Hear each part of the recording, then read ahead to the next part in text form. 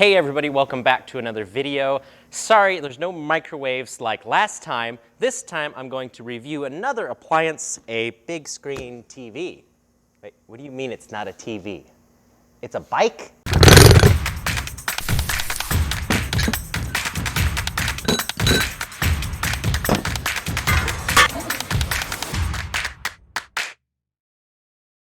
Just kidding, there will be no appliances in this video. Many bike manufacturers put a TV. They find that it reduces damage when shipping. This is actually a bike from a company called Electric XP. No, not electric, just electric, leave off the E. It is one of the most affordable e-bikes that is out right now that seems to have some decent specs. I've had a lot of messages from people who did purchase this bike asking if we're going to make upgrades. And the only way to make an upgrade for a bike is to first see the bike, unbox it, see how it performs. So we're not gonna do any upgrades in this video, but I am gonna do a review on the Electric XP. This is not a sponsored video. I purchased this bike so I can take it apart and do whatever I please with it.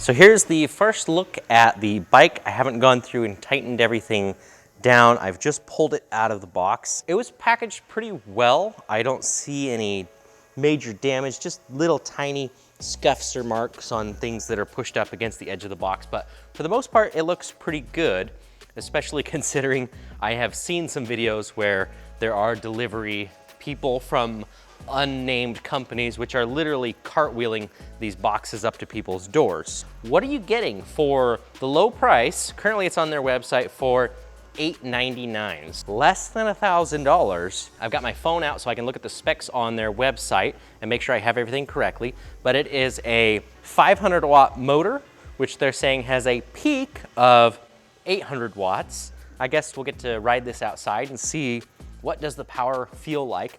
I have not actually ridden one of these yet. The only time I've really seen one is somebody locally brought one into my shop to have a pedal assist sensor replaced. And I guess I can use that as my only experience of dealing with their customer service. They actually recommended that the customer bring it to me to see if I could diagnose the problem and fix it, which was very easy to do. And they pretty promptly sent over a replacement part.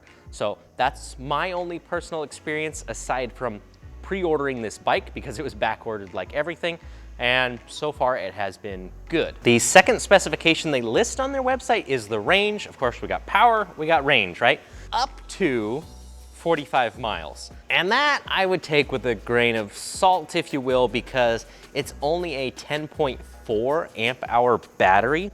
So a 48 volt, 10 amp hour battery definitely is one of the spots where they save some cost, because I think most bikes that are gonna be competing with this for a few $100s more are gonna have anywhere from a 12 to 14, maybe even up to a 16 amp hour battery. But this one I would say is slightly smaller than average, but correct for the price. So don't feel like you're getting gypped for $899 for 900 bucks, you're not. Third point they have on their website says arrives fully assembled.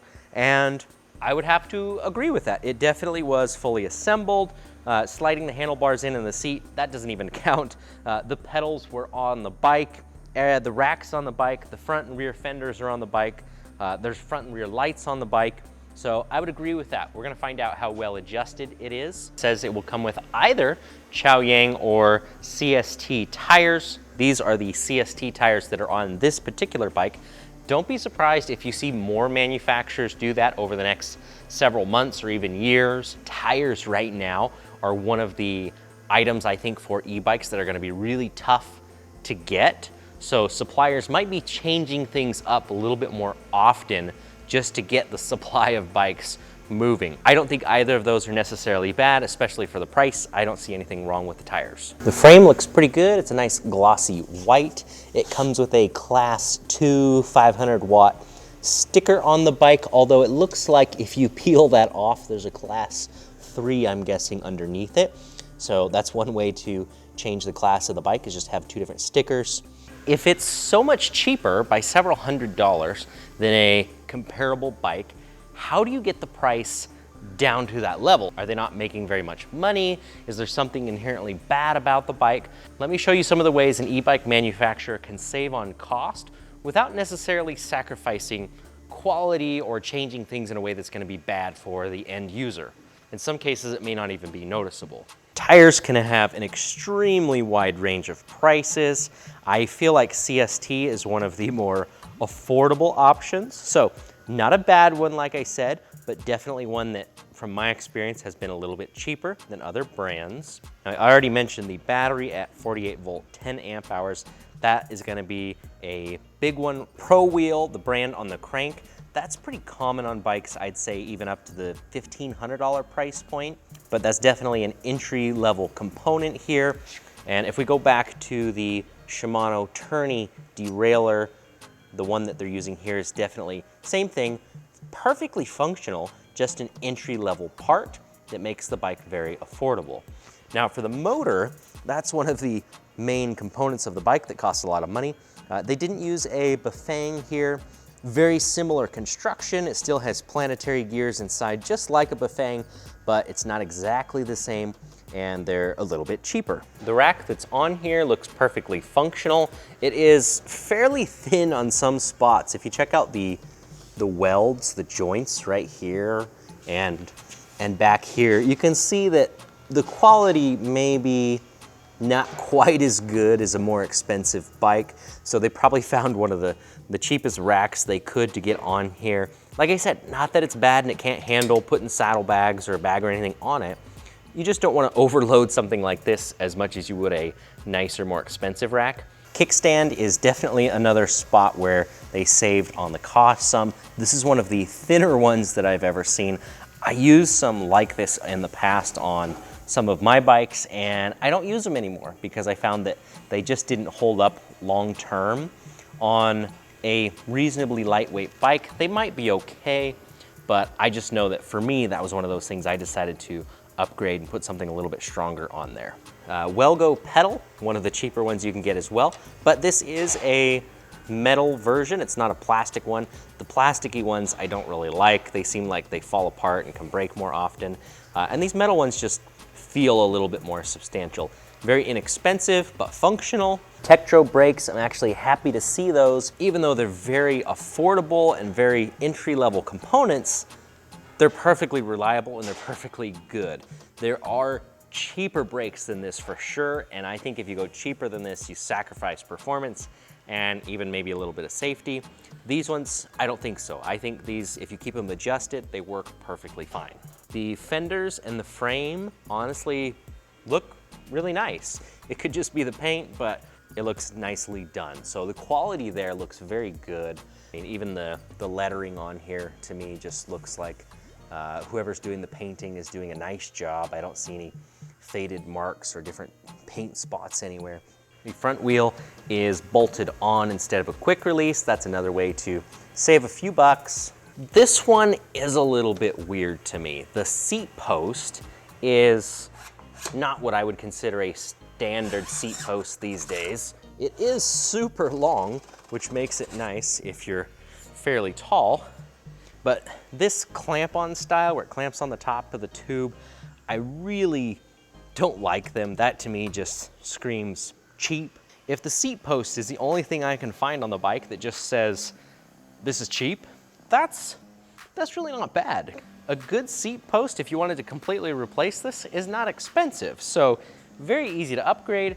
I'll show you what I don't like about these sometimes is I just feel like this hardware here doesn't always last as well. So if you're a little bit harder on the saddle, you know, go over a big bump or something, then it's just more likely to knock this loose and strip these little splines right here, in which case you just have to replace all of this hardware or just go to a normal standard type of seat post and fix that all together. There is a second thing about the seat post, which is why I'm gonna mention it, and that is if you look into the seat tube, this isn't the seat tube itself. There's actually a shim in here to take up a bunch of the space so the post fits right. I don't know why they did that, but you can see there's a split right here, and then there's another split that you'd normally have on the back of a frame.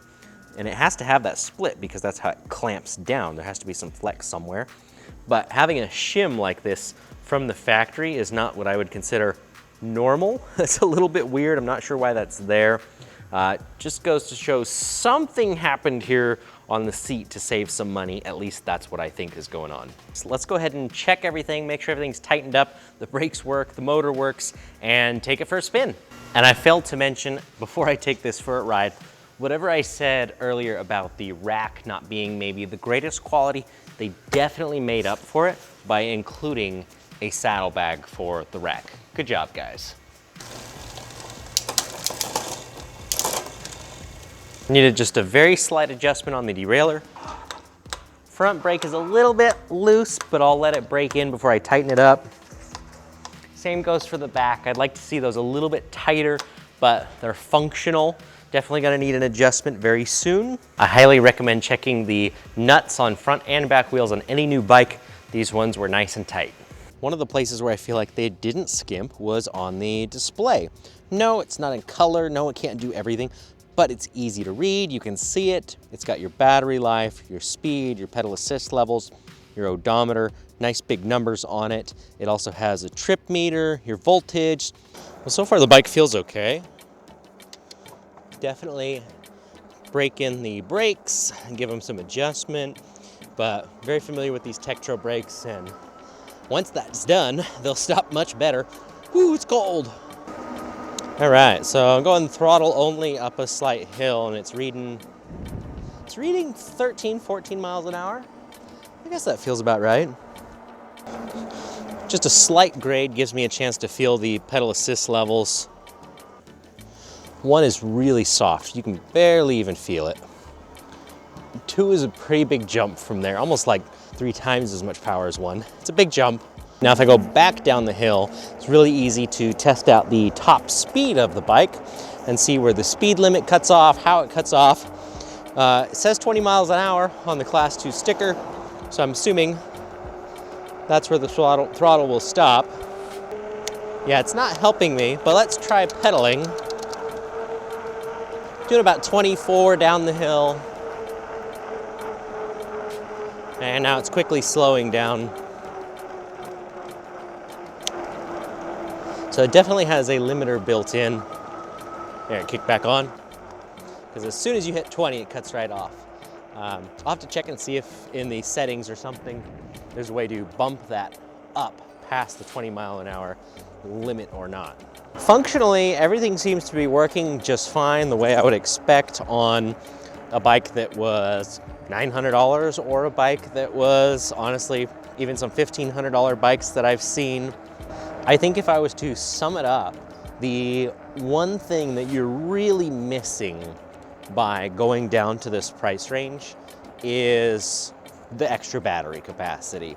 The seat and the rack, the little welds that look a little funny and all that other stuff. At the end of the day, most of those are gonna work fine. You're probably never gonna have a problem with them. But the range, you would notice. You would notice if you had a 15 amp hour battery, because let's face it, that's 50% more capacity than what this has. And it's very easy to find bikes with batteries in that range.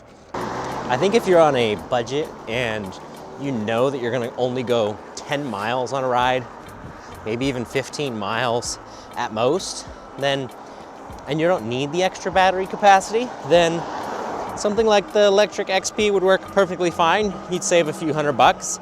But if you really think you're gonna ride the bike, get exercise, go 20, 30 miles on it, have fun with it, use it all the time, you might want something that has a few more features, but be prepared to spend a little bit more for it.